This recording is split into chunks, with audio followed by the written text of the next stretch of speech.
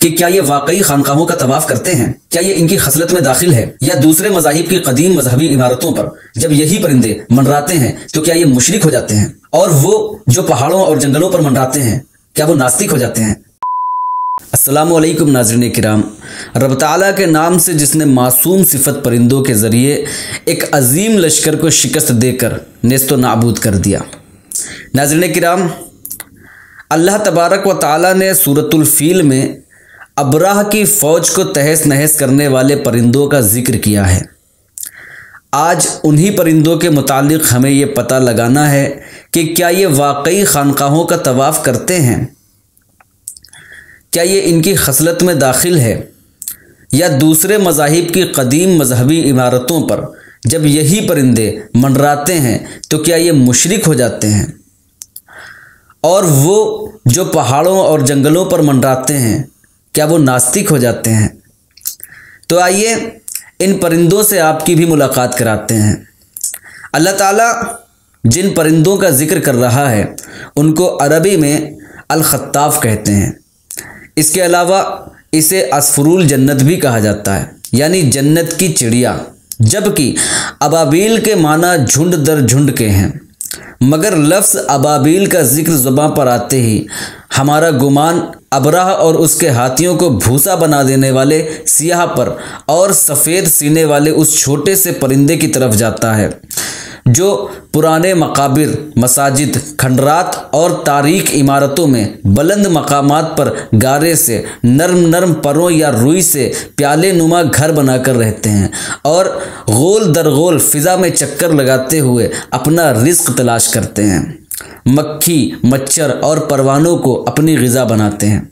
चूँकि इस परिंदे के पैरों की उंगलियां आगे की तरफ होती हैं, इसलिए ना ही ये पेड़ की डालियों पर पकड़ बना पाते हैं और ना ही ज़मीन पर ठीक से चल पाते हैं। नाज़रीन किराम, हैरत अंगेज़ बात यह है कि चीन के बाशिंदे इसके घोंसले का शोरबा बनाकर बड़े शौक़ से पीते हैं। इस परिंदे के असल नाम से नावाक़फ़ियत की बिना पर लोग इसे अबाबील के नाम से पहचानते हैं। एक तहक़ीक़ के मुताबिक पूरी दुनिया में इसके 83 अक़साम हैं, मगर 4 ख़ास हैं जो साहिल पर रहते हैं और मिट्टी खोदकर घोंसला बनाते हैं।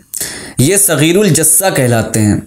ये खाकिस्तरी रंग के होते हैं। दूसरे नंबर पर खजीरी का नाम आता है। ये सब्ज़ रंग के होते हैं। हमारे तीसरे नंबर पर जो पहाड़ों में रहते हैं इन्हें समायम कहते हैं। और चौथी किस्म है सनूनों की। ये मस्जिदुल हराम में बाकसरत रहते हैं। बाबे इब्राहिम और बाबे बनी शैबा की छतों पर इनके घोंसले बने होते हैं।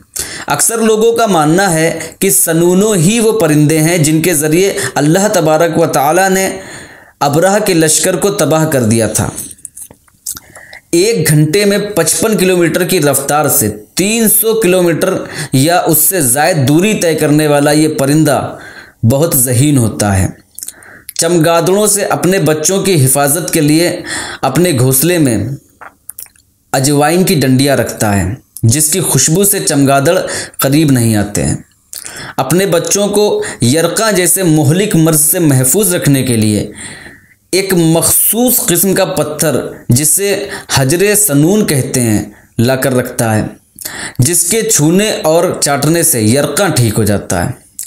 अल-खत्ताफ, जिसे अबाबील के नाम से पहचाना जाता है, इस परिंदे के तिब्बी फ़वाइद भी बहुत ज़्यादा हैं। इंशाअल्लाह ताला किसी ख़ास मौके पर इसका ज़िक्र करूँगा। इस परिंदे की रिहाइश सबसे ज़्यादा वुस्त अफ्रीका के जंगलों में है। हिंदुस्तान के बेशतर मुकामात के अलावा पड़ोसी देश के झांगा मांगा जंगल में भी ये कसीर तादाद में मौजूद हैं। अल्लाह ताला ने इस परिंदे का रिज़्क़ खला में तय कर दिया है। इसका मुंह चौड़ा होने की वजह से खला में जो उड़ने वाले मच्छर, मक्खी और कीट पतंगे होते हैं, बआसानी ये उन्हें चट कर जाते हैं।